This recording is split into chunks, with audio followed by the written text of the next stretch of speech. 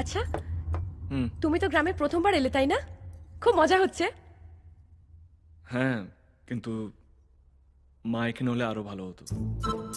বড় মাকে এখানে আনার একটাই উপায় আছে। সেটা কি? তুমি বিয়ে করে নাও। ছেলের বিয়ে আসবে না?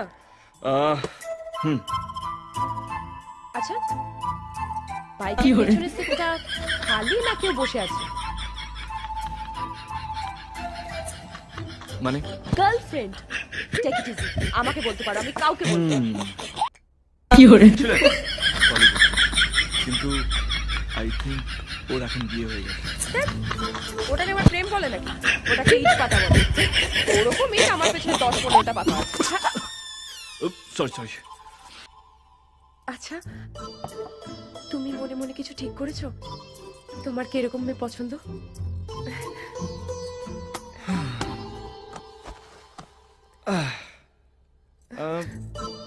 যেহেতু আমি লম্বা, আমার বউ লম্বা হতে হবে আমার মতো। লম্বা?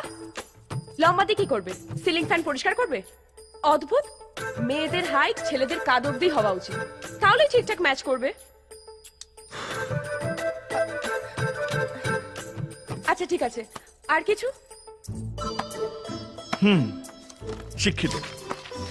আমার বউকে শিক্ষিত হতে হবে।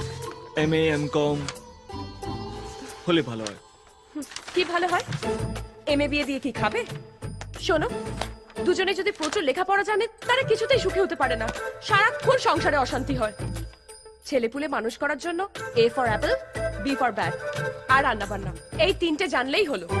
আমার ভগবান মাথা দিয়েছে, একটু কাজে লাগাও। 2-4টে শালি হলে ভালো হয়, তাহলে একটু আদর যত্নটা বেশি পাওয়া যায়। বুঝেছি। তুমি গাছেরও খাবে, তলারও কুড়োবে। তোমাকে ভালো ভেবেছিলাম, তোমারও সেই একই দোষ। আরে বাবা, চোখের সামনে প্লেট সাজানো আছে, তার দিকে দেখো, অন্যের প্লেটের দিকে কেন দেখো? ধ্যাৎ, পুরো জল ঢেলে দিল।